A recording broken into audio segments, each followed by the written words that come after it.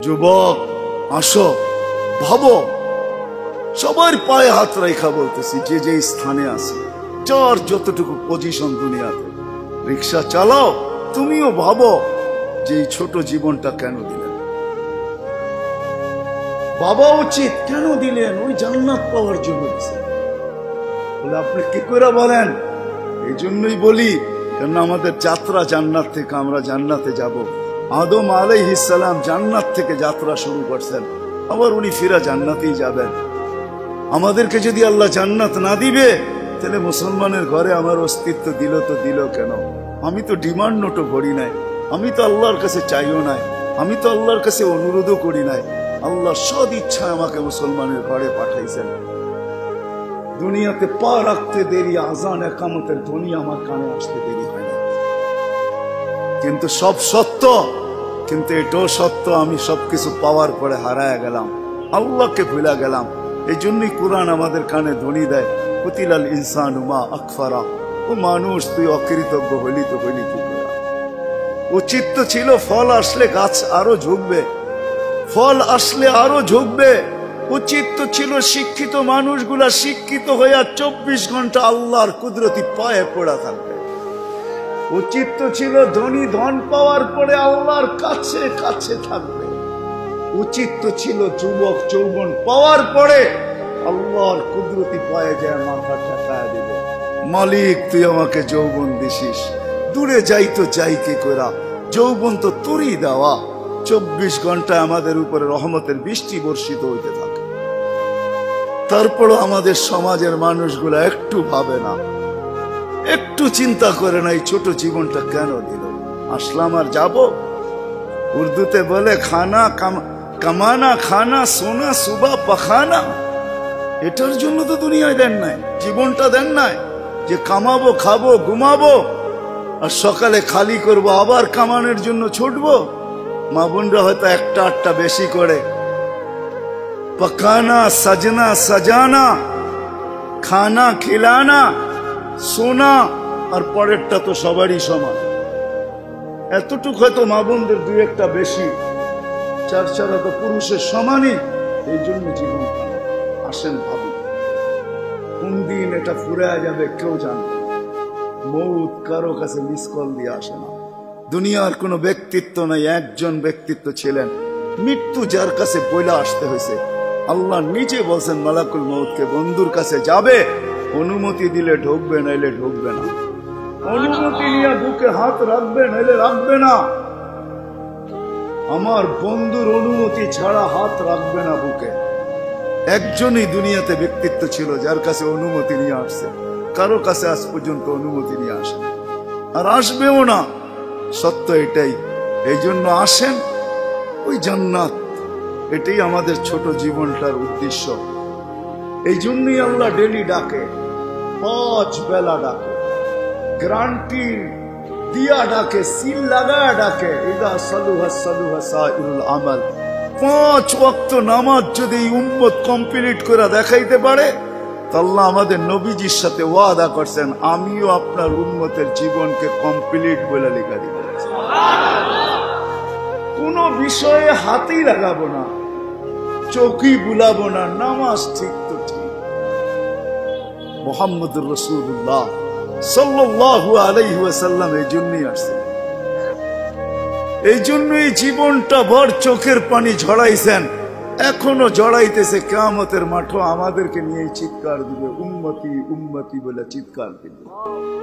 আসছিল যুবক যৌবন অবস্থায় তোমাকে জান্নাত পাওয়ায় দেওয়ার জন্য, নাইলে যে হাদিস শুনাইছি এটা কোনোদিন হইতো না, কোনোদিন হইতো না। যৌবন আসতে দেরি, পাইতে দেরি, তোমাকে জান্নাতের নিচে গ্যালারি বুকিং দিতে দেরি হবে না। তোমার জন্য আরশের নিচে তোমার জন্য গ্যালারি বুকিং হবে, সুপার ডিলাক্স গ্যালারি। সাবাতু ইয়াদিল্লুহুমুল্লাহু তাহতা দিল্লি আরশি ইয়াউমা লা দিল্লা ইল্লা দিল্লু শাবুন নাশা ফি ইবাদাতিল্লাহ। ওই যুবক যে দুনিয়ার এই গান্দা জিনিসের থেকে 60-70 বছরের জন্য চোখ বন্ধ করে নিছে, কান বন্ধ করে নিছে, জবান বন্ধ করে নিয়ে দৌড় লাগাইছে। আল্লাহ বলে তোমাকে আরশের নিচের সুপার ডিলাক্স গ্যালারিতে জায়গা দিবে, কিয়ামতের দিন ওইখানে জায়গা দিবে। হ্যাঁ, ওইখানে শুধু খালি মুখে বসে থাকতে হবে না, সব থাকবে ওইখানে, সব খাইতে থাকবে, সব বুক করতে থাকবে। আমল নামা উঠতে উঠতে ডাইনাতে চলে আসবে, তোমার যাইতেও হবে না, উঠতে উঠতে ফেরেশতা নিয়ে আসবে হাতে, ডাইন হাতে। আজকে যেরকম ছক্কা মারলে তোমরা বাজার গরম করে ফেলো, মহল্লা গরম করে ফেলো, ঠিক না? আরে বোঝো তো আমার কথা। তার ছক্কা ক্রিকেটে দেখো না, মাঝে মাঝে তোমাদের পছন্দের প্লেয়ার যদি ছক্কা মারে বা টিম যদি ছক্কা মারে, তাহলে পুরো বাজার গরম করে ফেলো, ঠিক না? আমল নামা ডাইনাতে আসতে দেরি, আরশের নিচ গরম করতে দেরি করবে না। উমুকরা উ কিতাবিয়া বলে একটা চিৎকার দিবে, আরশ পর্যন্ত কাইপা উঠবে। আল্লাহ মুস্কি মুস্কি হাসবে যে দেখো কি চিৎকার দিতেছে। ডাইনাতে চলে আসবে, আম্মা মান উতিয়া কিতাবাহু বিয়ামিনি। ডাইনাতে আসতে দেরি, চিৎকার দিতে দেরি হবে না। এটা চিৎকার, খুশির চিৎকার। উমুকরা ও কিতাবিয়া। আর শুধু এটাই না, ওইখানে যে নাস্তাও খাবে। বললাম না খাওন আছে, খাওন আরশের নিচে। জান্নাতের মাছের কলিজার কাবাব আর জান্নাতের রুটি খাওয়াবে। ফেরেশতারা আয়েশা বলবে আল্লাহর ওলি দুপুরের খানা জান্নাতে খাইতে হবে। এইখানে বৈশা বৈশা একজন আরেকজনের দেখায় সময় কাটাইলে চলবে না। জিজ্ঞাসা করবে কি পাকাইছে আল্লাহ দুপুরে? যাবাহা লাকুম সাওরাল জান্নাহ, জান্নাতের স্বাদ বাবা। জিজ্ঞাসা করবে কোথার থেকে আনছে? আমাদের আমিন বাজার মিরপুর থেকে। কানা রব্বাহা ফি আকনাফিল জান্নাহ, জান্নাতের কোনায় কোনায় বিচরণ হয়ে বড় হয়েছে। জিজ্ঞাসা করবে কি গাছ খাওয়াইছে আল্লাহ? ফেরেশতারা বলবে হাশিশ আর জাফরান, পিওর জাফরানের গাছ খাওয়া বড় হয়েছে। বর্ণনা শোনার পরে মুখে পানি এসে পড়বে, উঠবে জান্নাতে যাওয়ার জন্য। উঠতে দেরি, নূর হুমিয়াসা। ওই দিন নামাজের মজা বুঝে আসবে, ওই দিন উজুর মজা বুঝে আসবে। যেখানে উজুর ব্যবহার হয়েছে ওইখান থেকে নূর ফুটা বাহির হবে। যেই জায়গা নামাজে ব্যবহার হয়েছে ওখান থেকে নূর ফুটা বাহির হবে। দুজকের পাশে যাবে, দুনিয়ায় কি রংবাজ। দুজক যখন জিজ্ঞাসা করবে তোমরা কারা, তো সব রং বুড়াও রংবাজ হয়ে যাবে। রংবাজ বুঝেন তো? দুজকের পরিচয় দিবে, চিনো না বুঝি আমার ঘরে? হ্যাঁ চিনো না? নিজেকে পরিচয় দিবে ঘন্টা ভর। তারপরে দুজক বলবে মাপ চাই বাবা, জিজ্ঞাসা করে বিপদে পড়ছি। তোমরা ধীর গতিতে পার হবে না, দ্রুত গতিতে পার হবে। কাইলা তাশোর, এমন না যে পদ্মা ব্রিজ নতুন দেখতে গেছো, গাড়িওয়ালা করে বলছে আস্তে আস্তে চালা, একটু দেখা লই, আবার কবে আইনা নাই, ঠিক না? ওটার ভিতরে লেখা আছে কিন্তু কত মাইল স্পিডে চালাইতে হবে। এর চেয়ে কম দাঁড়াইলে খবর আছে, সিসি ক্যামেরা লাগাইয়া দিছে। কিন্তু দুজকও বলবে ধীরগতিতে যাও না, আগুন নিভা যাবে। তোমরা এরম গতিতে পার হবে যে খবরই না হয়, উঠবে আর ওই পারে যে ঠক করে লেগে যাবে। আর ফেরেশতারা প্রটোকল দেওয়ার জন্য দাঁড়ায় থাকবে। ওয়াসিকাল্লাযীনা তাকাউ রাব্বাহুম ইলাল জান্নাতি যুমারা হাত্তা ইযা জাউহা ফুতিহাত আবওয়াবুহা ওয়া ক্বালা লাহুম খাযানাতুহা আসসালাম। ফেরেশতারা প্রটোকল দিবে, বলবে চিরদিনের লেগে ঢোকো জান্নাতে। আমাদের নবীজি এটাও জানায় দিয়েছেন এই উম্মতকে, শুধু আমাদের নবীজি আর এই উম্মতকে, যুবক তোমাদের জান্ডা কিন্তু হাসান হুসাইনের হাতে থাকবে। মজা অন্যরকম। মা বোনদের জান্ডা ফাতেমা রাদিয়াল্লাহু তাআলা আনহার হাতে থাকবে। আমাদের বয়স্কদের জান্ডা আবু বকর আর উমর রাদিয়াল্লাহু তাআলা আনহুর হাতে থাকবে। আল্লাহর নবীজি আগে আগে থাকবে। ওয়াস্তাকবিলুনি উম্মতি রব্বি, আল্লাহ জান্নাতের গেটে আমাদেরকে স্বাগত জানায়।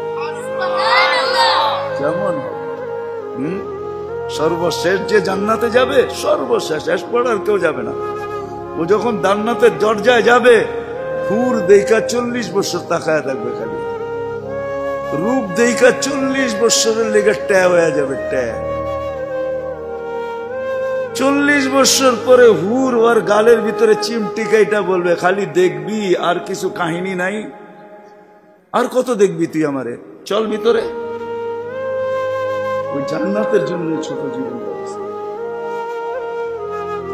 ওটার জন্যই যার কাছে যে যে অবস্থানে, এই অবস্থানটা ওই জান্নাতের জন্য কাটাবে কিভাবে, এটার জন্য মুহাম্মদুর রাসূলুল্লাহ সাল্লাল্লাহু আলাইহি ওয়াসাল্লাম। আমি তো বলি যুবক, হায় এই জীবনে তো কতবারই চুল কাটলা, ঠিক না? কাটো নাই চুল? হ্যাঁ, কমসে কম তো ঈদে কাটো, ঠিক না? আজ পর্যন্ত সেলুনে যে কোনোদিন বলছো যে আজকে তোদের যতগুলা ডিজাইন আছে এগুলা সরা? ও যদি বলে তোর মাথায় কি এলো, কয় না না সরা তুই এই ডিজাইন। আজকে আমি নিয়ত করে আসছি আমার চুল কাটবো আমার নবীর ডিজাইনে আমাকে কাটা দিব। একজন যুবক দেখো, বলো কসম খোদার, যদি তুমি নবীর মহব্বতে একদিন চুলও কাটতে পারো, তাহলে আমি জানি তোমার যদি ঈমান নিয়ে মরতে পারো, একদিনের চুল কাটা তোমাকে জান্নাতে নিয়ে যাবে। নবীর আদর্শ আল্লাহর কাছে বড় প্রিয়। এই জন্য আসো, লম্বা করতে চাইতেছি না, আসো ছোট জীবনটা যে যেই ক্ষেত্রে আছি, যুবক যৌবনে, নারী নারীত্বে, পুরুষ পুরুষত্বে, ধনী ধনের ভিতরে যে যে অবস্থানে আসি, পজিশনে আসি, এটা ওই জান্নাত নেওয়ার জন্য। নাইলে পস্তাইতে হবে, সওয়া যাবে না, এটাই সত্য। এক এক দুযোগীর এক একটা দাঁত হবে 10 কিলোমিটার চওড়া, উপরের মারিটা হবে 160 কিলোমিটার, বসতে জায়গা লাগবে 470 কিলোমিটার। ওই পাহাড় আমি 4 বার এই 2 চোখে দেখছি, ইয়ামানে জাবালে বাইদা, যেটার সমান এক একটা রান হবে। সইতে পারবে না। তোমাকে মুসলমানের ঘরে অস্তিত্ব দিছেন এই জন্য না, তোমাকে মুসলমানের ঘরে অস্তিত্ব দিছে যুবক এই জন্য যে তুমি যৌবন দিয়েই আল্লাহর কাছ থেকে জান্নাত নিয়ে নিবে। পরের সময়টা যেটা থাকবে ওটা শুধু বোনাস থাকবে। জান্নাত তুমি নিয়ে নিবে, পরে যা সময়টা পাবে এটার জন্য তোমার পদ মর্যাদা বাড়তে থাকবে, জান্নাতে মর্যাদা বাড়তে থাকবে। কিন্তু জান্নাতের প্লট তুমি যৌবন দিয়ে নিয়ে নিবে, এই জন্য তোমাকে যৌবন দিয়েছে। আসো আজকে সবাই মিলে অঙ্গীকার করে বুলার রাস্তার থেকে ফিরে আসি আর ভাবি যে আমাকে কিন্তু জান্নাত নিয়ে যেতে হবে। ওইখানে কোনো পরিচয় চলবে না। যদি চলতো তাহলে একটা কথা বলেই শেষ করতেছি, দুনিয়ার কারো যদি নাও চলতো তাহলে আবু তালেবের জন্য চলতো পরিচয়। আবু তালেবের চলতো, যেই নবীর পিঠের ছোঁয়া পাইলে ভাগ্য খোলে। আল্লাহর রসুল খেজুর গাছে পিঠ লাগায় জুমার খুতবা পড়তেন। যেই দিন মেম্বরে উঠছেন, পা রাখছেন, খেজুর গাছ বাচ্চার মতো ফুফায় ফুফায় কাঁদতে ছিল, বিলাপ করতেছিল, আমাকে বঞ্চিত করলেন কেন? পেটের ছোঁয়া দিতেছিলেন, ধন্য হইতেছিলাম, কেন বঞ্চিত করলেন? মেম্বরে কেন পা দিলেন? আল্লাহর রসুল সান্ত্বনা দিতে দিতে এই পর্যন্ত সান্ত্বনা দেওয়ার পরে কান্না থামছে যে তোকে আমি জান্নাতে নিয়ে যাব। দুনিয়াতে তুই খেজুর খাওয়াইতে পারিস না, তুই জান্নাতে খেজুর দিবি, আমি খাবো। ওই আবু তালেবই আল্লাহ রসুলের ছোঁয়ায় ধন্য হইত। 44 বৎসর চাচার সিনায় থাইকা বড় হয়েছেন। 44 বৎসর পর্যন্ত চাচার সিনায় ছিল। ও যুবক, আমি চুল কাটার কথা এই জন্য বলতেছিলাম। আনাস ইবনে মালিক রাদিয়াল্লাহু তাআলা আনহু বলেন, আল্লাহর রসুল আমার ঘরে আসছে, আমি দস্তরখান বিছায়া দিছি, খাইছেন, দস্তরখান দিয়ে হাত মুছছেন। ওই দিন থেকে নিয়ে আজ পর্যন্ত যতদিন বেঁচে থাকবো দস্তরখানকে পানি আর সাবান দিয়ে আমি পরিষ্কার করি না, আর করবো না। যখনই ময়লা হয় আমি আগুনে নিক্ষেপ করি, আগুন ময়লা খায়া ছাই করে ফেলে, আমাকে চকচকে দস্তরখান ফেরত দেয়। একটা সুতাও জ্বালানোর ক্ষমতা রাখে না। যেই রসুলের হাতের ছোঁয়া পাইলে দুনিয়ার আগুন, দুনিয়ার সুতা পড়তে পারে না। তুমি যদি ওই রসুলের স্টাইলে চুল কাটো তো দোজখ তোমাকে ধরবে, তো ধরবে করতে পারে। আমার কাছে লজিক আছে, যুক্তি আছে। আসো, কোনো পরিচয় চলবে না, চলবে শুধু মুহাম্মদুর রাসূলুল্লাহ, তার আদর্শ চলবে। এই জন্য আসেন ওয়াদা করি আজকের থেকে যে আমি আমার জীবনটাকে আল্লাহর রসুলের আদর্শে যে জায়গায় আছি, গরিব গুরবতের ভিতরে থেকে, হায় গরিব তো ভাবে দুনিয়াও পেলাম না, আমিও ভাবি গরিব দুনিয়াও পেল না, আখেরাত যেন হাতছাড়া না হয়। কিয়ামতের মাঠের আধিপত্য গরিবদেরই থাকবে। একটাই সম্প্রদায় কিয়ামতের মাঠে, যাদের হিসাব কিতাব হবে না, কানে কানে ফেরেশতা বলবে ইনতালিকু ইলাল জান্নাতি বিগাইরি হিসাব ওয়ালা কিতাব, তোমাদের হিসাবও নাই কিতাবও নাই, চলো জান্নাতে চলো। এই জন্যই আল্লাহ রসুল গরিবদের ভিতরে উঠতে চাইছেন, অহশুরনি ফি জুমরাতিল মাসাকিন। হিসাব কিতাব নাই, শুধু এইখানেই শেষ না, আল্লাহ বলবে তামাত্তাউ খামসুমিয়াতি আম হাত্তা ইয়াদখুলাল আগনিয়া। দুনিয়া আলারা দুনিয়ায় ভোগ করছে 60-70 বছর, তোদেরকে দেখায় দেখায়, তোরা খাবি 500 বছর ওদেরকে দেখায় দেখায়।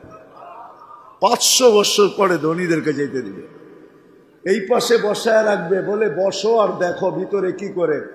গরিব বড় বড় বার্গার লইব, 2 হাতে ধরে টানবো আর খাইব।